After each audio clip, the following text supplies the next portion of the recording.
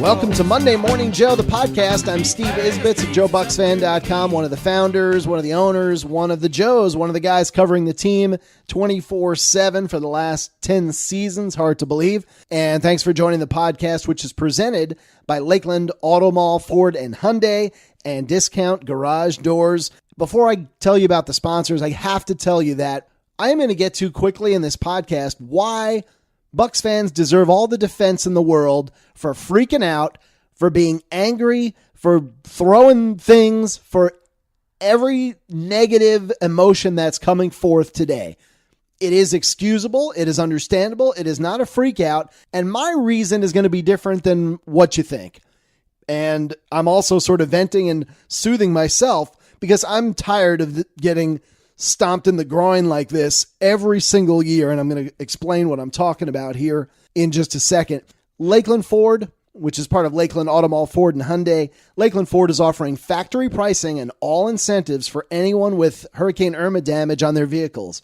Now that can be something as simple as, a tree fell on your car and dented it and you want to get a new one. So any damage from Hurricane Irma, they are helping you out. Factory pricing, that is amazing. That is really amazing. That's what, the dealership manager pays for his or her car. And every new vehicle at Lakeland Auto Mall, Ford and Hyundai comes with nationwide lifetime warranty. Nationwide lifetime warranty. Really think about that. It really stands out. Nationwide lifetime warranty. And Hyundai is offering an additional $750 off plus incentives to anyone with damage from Irma. LakelandAutomall.com is where you want to go, or stop by their new showrooms on West Memorial Boulevard in Lakeland, I-4 exit 28. Just minutes from Tampa, Brandon, and anywhere in Central Florida. Lakeland Auto Mall, where we are exceeding customer expectations every day. And if after that Bucks game, let's say maybe after Jameis's third interception, if you took a boot to your garage door and just kicked it in, hey, understandable. Understandable, folks. Discount Garage Doors, same-day free service call, same-day free estimate and diagnosis. So what this means is, this is not like other companies.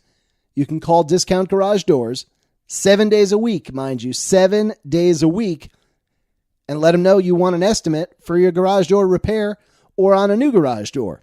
Free. They're going to come out and take care of you, and most of the time they can do it right in the same day. That's fantastic. They'll beat any comparable estimate. This is a great local company servicing the entire Bay Area, going out to Orlando.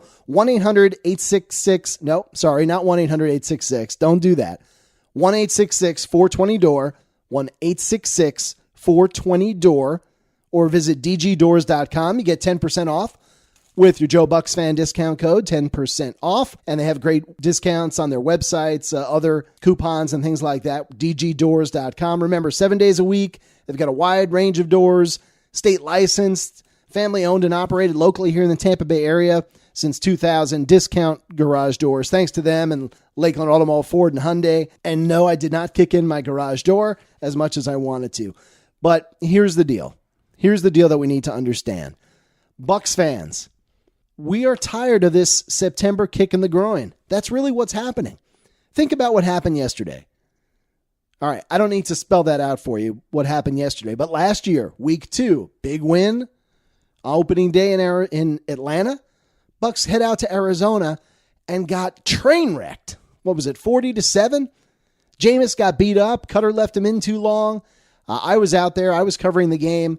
It was ugly. They got manhandled, and DeMar Dotson and other guys, Joe Hawley and others, admitted after the game, yeah, they got a little too high on their press clippings after beating Atlanta, who a lot of people didn't think was that great. And the Bucks were coming off a 6-10 season, and they believed their press clippings off a 6-10 season. So that was a stomp in the groin in September. We all remember the worst one of them all. The mightiest September loss of them all. All the hype, all the excitement, everything that went into the 2015 game of Jameis Winston versus Marcus Mariota. And the Bucks got creamed. Lovie Smith, embarrassing defense. It was as if they never saw the read option and had no idea that Mariota might actually come out in his first NFL game, and his new head coach would use some of the concepts that Mariota was comfortable with in college. The Bucs were embarrassed in front of the home crowd, capped off by Austin Seferian jackwagon catching a late touchdown and high-stepping it into the end zone with the Bucs with the game out of reach. I guess he was happy it was his second touchdown of the day. Whatever. That was 2015. Let's go to 2014. Another game I attended, and I happened to sit directly in front of Jason Light up in the Georgia Dome at that game. Now imagine that game. Now you know what I'm talking about. We're talking 2014. Bucs are 0-2. They were competitive in their first couple of games. Okay, they go to Atlanta, week 3 on national television. They're going to fix this. They're going to show up. They're going to be competitive. They're going to right things. And you know what? The season was on the line. In many ways, when you're 0-2 and you got to have a division game in week 3, your season's on the line, man. The Bucs trailed 56-0. 56-0. I'm not going to out Jason Light, but you can imagine what it was like to sit in front of Jason Light, a brand new general manager, and he's down 56-0. I mean, that was an experience that was almost a little bit uncomfortable in some ways, but very entertaining, if nothing else.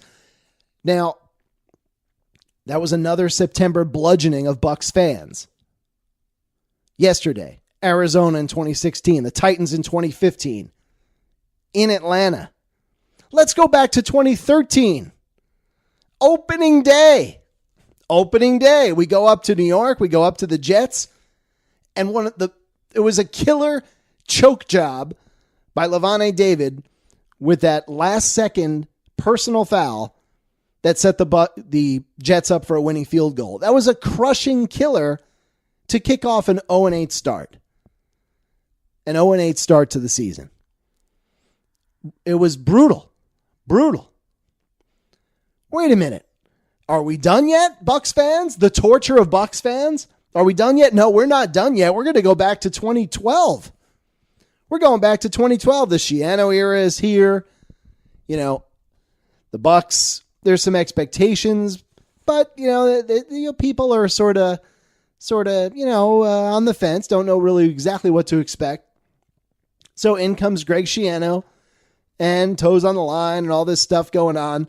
And the Bucs come out in week 1 and they win. They beat the Panthers. They win. There's some excitement. There's some feeling of peace and calm that, you know what? Hey, maybe Schiano, defensive-minded head coach, he's going to get the defense right. And, hey, maybe we were onto something here. We actually signed some free agents, and they look like they can play. Well, sorry, folks, it's September. And the Bucs go up to the Giants, and they allow 25 points in the fourth quarter. And Bucs fans get stomped again. And if we really want to stretch this, we can even go to 2011.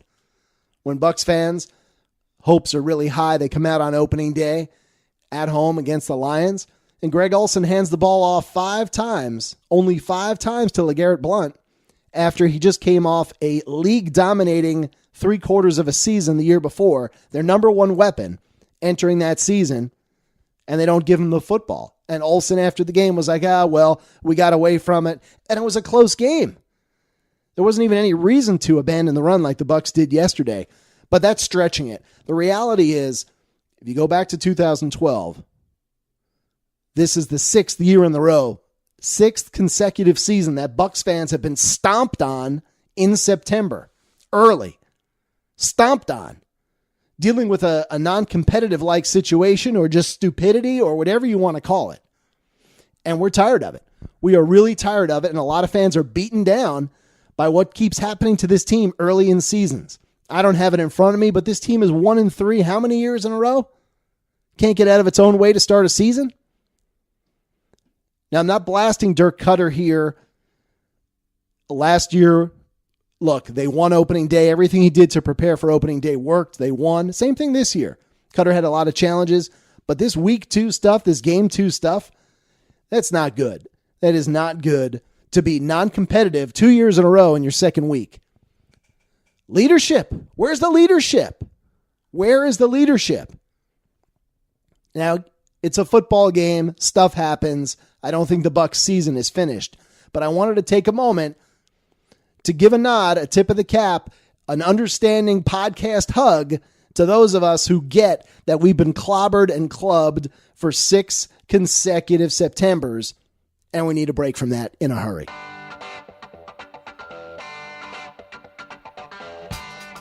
I feel better. I really needed to get that off my chest. And I'm lucky to have this podcast, lucky to have a forum as a Bucks fan to just let it rip. I realize a lot of you don't have that. You may not have somebody to really dive in and talk Bucks with. And I know a lot of you you come and visit JoeBucksFan.com, and you're not just reading information, you're sort of bonding with Joe, bonding with the voice of Joe, who's the fan, sort of the super fan / journalist, like the super fan you are, in a different kind of way. You don't always agree, and that's good, but it's just great that we can be here. And I got to say one more time, when you have sponsors, you appreciate them because they make this possible. Discount Garage Doors. If you have a need with your garage door, whatever it is, just keep it simple. Go to dgdoors.com and check it out. You're going to be very impressed. Use your Joe Bucks fan discount code. Very impressive local company. And my good friends at Lakeland Automall Ford and Hyundai. Lakeland Ford, General Manager Sean Sullivan. Call him up. Great guy. Hardcore Bucks fan. Knows more about the car business than I would say than I know about the Bucks, but I think a lot of you probably think I don't know that much about the Bucks. So just Lakeland Automall Ford and Hyundai, thank you. And really check them out. Pre-owned service, great service, and really much easier to get to than you might think if you're not living in that area. Definitely worth the trip. All right. So enough of that fandom stuff. Let's get back to the game. Let's get to the game. And, a lot of you might be feeling right now, is the glass half empty or is the glass totally empty? And I get that. But this is still a talented Bucks roster, even if it's injured. Now, not if it has so many injuries that it blows out half the defense. No, they're not that talented to recover from losing half the defense. Not possible. Noah Spence, shoulder injury. Lee DeKemper, my business partner, the other Joe at JoeBucksFan.com. You hear him on the Ira Kaufman podcast. Lee was in Minnesota. Noah Spence told him he knocked his shoulder out, dislocated it on the first play of the game, popped it back in, and then was basically completely ineffective until he waved out of the game in the first quarter. I wrote about that. You see, actually, if you go back on the video of, if you DVR'd the game or something, you can see Spence go down, hold his right shoulder about 8 minutes, halfway through the first half or so.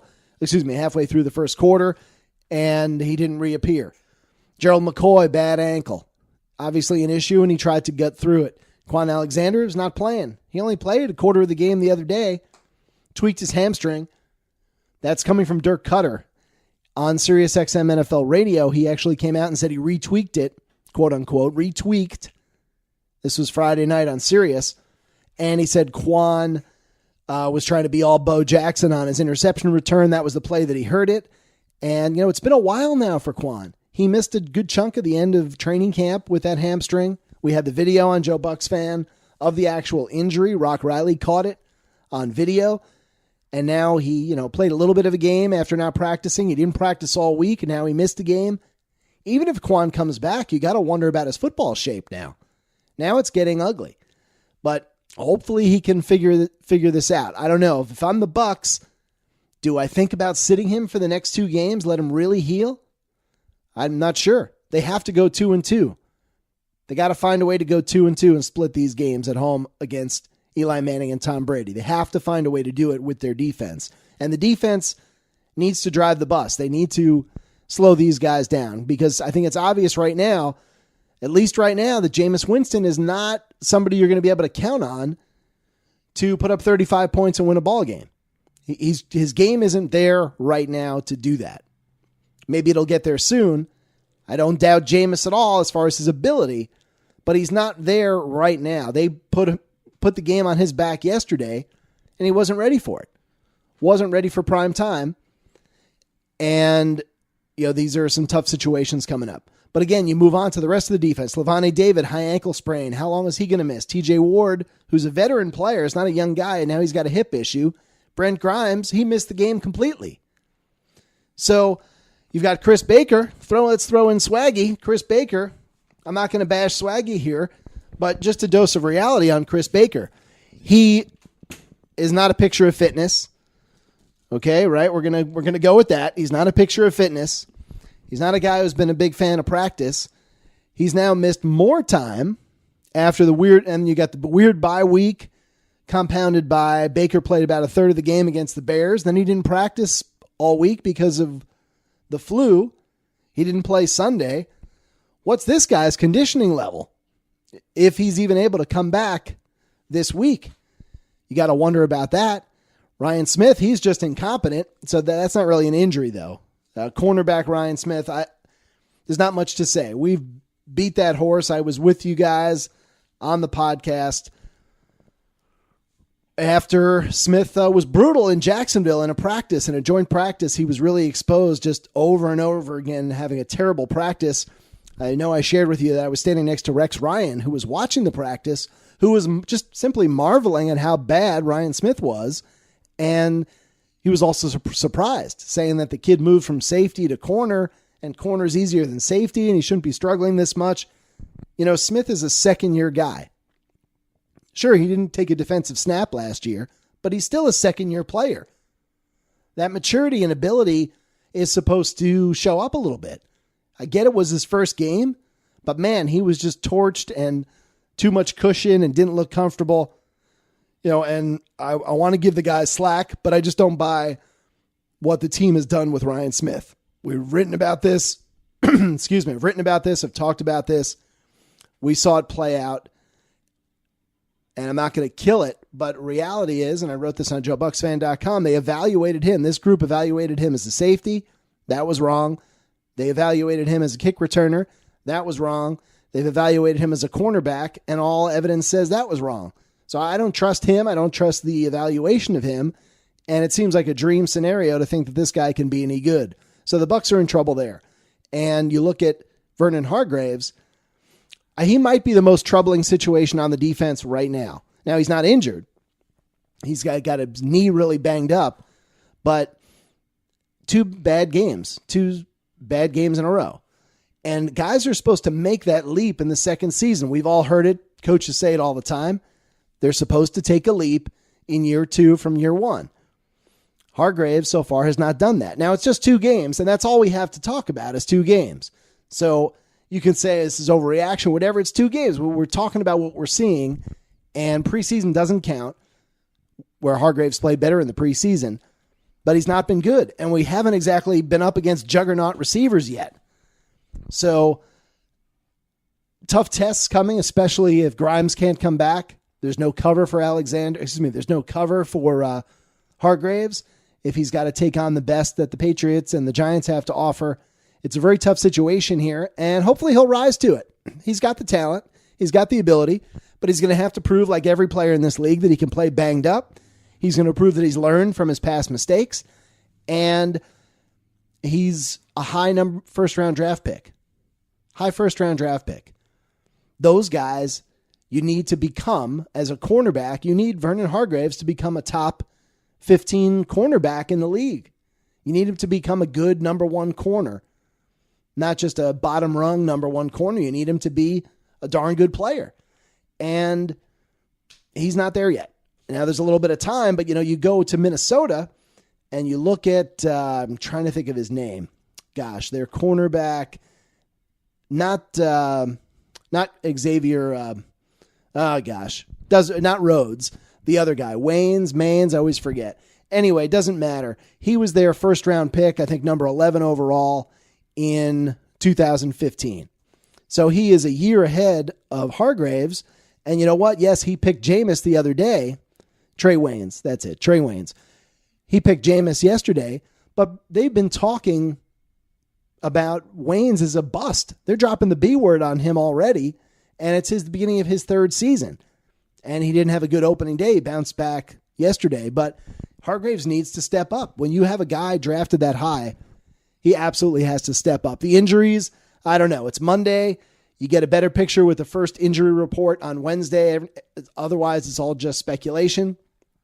But man, if the Bucs lose half of their defense, half of these defensive guys, let's say they lose Noah Spence, Quan, Levante, and let's say Grimes comes back and McCoy's back, but TJ Ward is out and Swaggy is, getting his strength back. That's not good. I'm not sure that they can handle an offense like the Giants with half their defensive stars out. So we'll see. We'll see. Injury report comes out Wednesday. Yesterday's game. Dirk Cutter is a smart play caller. He's been doing it 30-something years. And the Bucs got away from the running game way too early. Now, yes, it was a blowout early, but you still have to make a commitment to the running game, even if it's spreading them wide and running some draw plays, something. Because no balance to an offense is almost a sure loser. You have to have some shred, some sort of modicum of balance. The Bucs had 8 handoffs. 8 handoffs. Who wins with 8 handoffs? 5, Jacquizz Rodgers is your number one back. Gets 5 carries. He doesn't have a run for a loss. He averages 3 yards a carry, whatever. He had some 4-yard runs, a no gain. You know how it goes. Dalvin Cook didn't get off to a good start in that game either. I think he had the Bucs had something like 9 carries total. 8 carries total. And in those 8 carries, they had more yards than Dalvin Cook had in his first 8 carries. You got to stay with it a little bit, because it helps, and you need that balance. And I'm not saying the Bucs would have won the game, but Cutter should have run that ball more. And where was Peyton Barber? Offensive coordinator Todd Monken was telling us showed that he was a bit of a load out there, hard to take down. The guy ran well against the Bears. I think the Bears even proved against the Falcons and the Saints that they're not total garbage. We knew they had a solid front 7. Peyton Barber, the guy's a load. Where is he? Didn't even get in the game. It's not why the Bucs lost, but Cutter got away from it too early. And you know what? If you're not going to run the ball, then what do you need Doug Martin back for? I mean, you can't blame Jacquizz Rodgers for only getting 5 carries and 15 yards. What did you expect? What do you expect from Adrian Peterson in his prime on 5 carries? So it's a tough situation. I will say that the running backs blocked very well. Pass protection overall was excellent. Cutter talked about that on the radio, on his radio show, I believe, Buccaneers Radio Network, saying that the pass blocking coming out of the Bears game was really number one positive, and I thought the pass blocking in this game was excellent. Sure, you had some breakdowns, couple of breakdowns, Evan Smith, couple of sacks, whatever. Overall, it was very good. The pass blocking from the running backs, Charles Sims, excellent pass blocker. Jacquizz Rodgers, excellent pass blocker. But they didn't do enough with it. Jameis in the 3 picks, it's frustrating. It's frustrating. We all feel the frustration. It's not a lot I can say to you about Jameis's interceptions and start getting all X's and O's and whatever. Look, he's not in perfect sync with Deshaun Jackson, and I don't think Jameis is throwing with great confidence right now. Some throws, sure. But consistently, I don't think so. I think there's something missing there. That's my take. I'll say this, Mike Evans. Can we throw a deep ball to Mike Evans? Can we throw the 50-50 ball that we all know Mike Evans can win most of? Remember the Duncaneers, Jason Light, and the whole, let's get these big receivers? Forget about the Duncaneers one-liner. Mike Evans, where's the 50-50 ball? Where is it? Are we really to believe that he's not a home run threat? Do we really believe that? This guy in his prime, he's gotten much better at running routes. He's not as slow as he looks. He's gotten faster, or is not as slow as people think he is. Why is he not a deep threat? Do we really think he can get no separation? And you know what? If it's a 50-50 ball, I don't know. I don't think we're seeing enough of that at all. And I think that would even help open up the offense further. You can nitpick Dirk Cutter and who he's throwing the ball to. O.J. Howard, 1 target again this week, 1 catch. Chris Godwin showed up this week, 3 catches, 3 targets. And I thought that was very encouraging. I thought Godwin's catches were strong catches. He looked like the guy we all saw in practice and also a little bit in preseason. That was very encouraging. Godwin, to me, was very encouraging. I'm uplifted by that. Humphreys had a strong game. The weapons are there. The weapons are there. It's just a question of Jameis playing better, Dirk Cutter calling a better game, Ira Kaufman's column today, and really his 10 takeaways right after the game that published on JoeBucksFan.com. I thought Ira's, rightfully nailing Dirk Cutter a little bit for the game plan, which, Ira was joked, that game plan for Minnesota is not exactly going to go into Canton. Now, I understand that, sure, you get down 14-3 and things change, but a lot of times they don't change or don't have to change that much. And Case Keenum, it's embarrassing. It really is embarrassing for Mike Smith, for the organization, to let Case Keenum carve you up 3 consecutive times, 2 years in a row. You knew what was coming. You know what this guy's all about, yet you still can't stop him. And that's just unfortunate. I don't think Case Keenum did anything differently. He wasn't special other than throwing on target and looking great. He wasn't fooling the Bucs. There was no unique game plan by Minnesota. I think they sort of did exactly what everybody thought. Try to stay balanced until the Bucs could stop him, and they couldn't stop anything. All that said, Bucs fans, keep your heads up. They lost in Minnesota on the road. 1 game, 1-1. Not a bad start if you really think about it. And there's a lot of upside to this team. There should be anyway. I don't believe for a second, and you shouldn't either, that Jameis Winston is not a good quarterback, a quarterback on the rise. He'll fight through this. He'll learn from it. But you do have to wonder, and the one thing that makes you wonder is that throw in the first quarter to Cameron Brate. Jameis hadn't thrown 3 picks yet, but that throw to Cameron Brate where Evan Smith got beaten, Jameis in field goal range, could have taken a sack and just taken the sack that was coming right at him, kept it in field goal range, but he tried to escape. He went backwards about 5 yards, and in the grasp of a defender, he just heaved the ball up. Not even to the line of scrimmage, barely right to the line of scrimmage, in the direction of Cameron Brate, who had 3 Vikings around him, and he managed to come up with the catch. Now, you know that all morning long, this beautiful Monday, September 25th, Jameis was ripped in the Bucs One Buck Palace in the meeting room for making that throw. That they drilling it into him again. Don't do that. That was Jacksonville all over again. Stupid throw. In scoring position. A needless throw. Just a decision that you can't make. So what is it about Jameis that has him keep making those decisions? It's his competitive fire. Well, you know what? Dirk Cutter, Mike Bajakian, you don't want to coach the competitive fire out of him. But there is something called situational football. And you got to find a way to dance that balance of coaching Jameis situational football in certain situations to get him to make better decisions more often. That's really what it comes down to, because that throw to Brate, even though it didn't change the game, yes, it was complete for no gain. It was stupid. Stupid beyond stupid. And it's something that Jameis shouldn't be doing. He's played, it was his 34th start.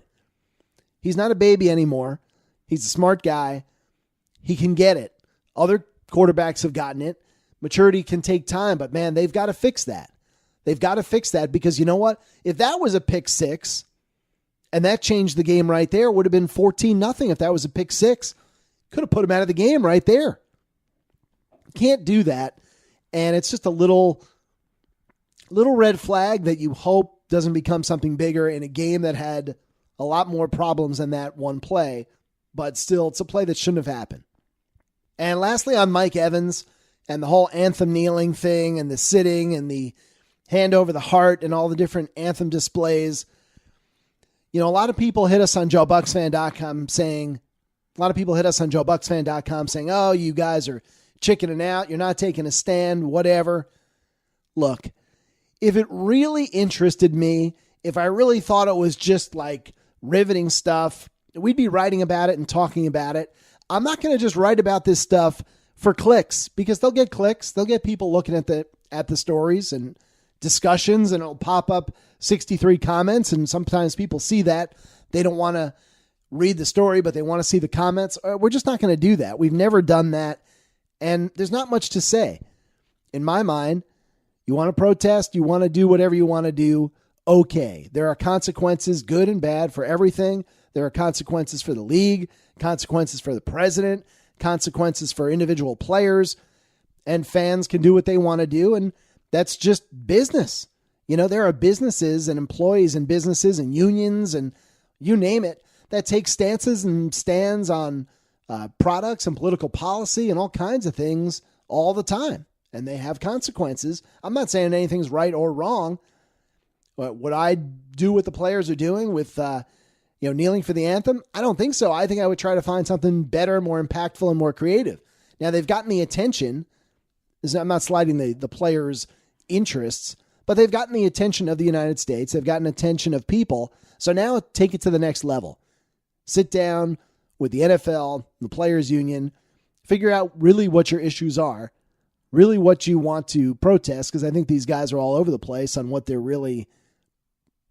There's no clear message, let's put it that way, in my opinion, and make it clear and do it in a better way, because what's going on now is not really a good, it's all over the place.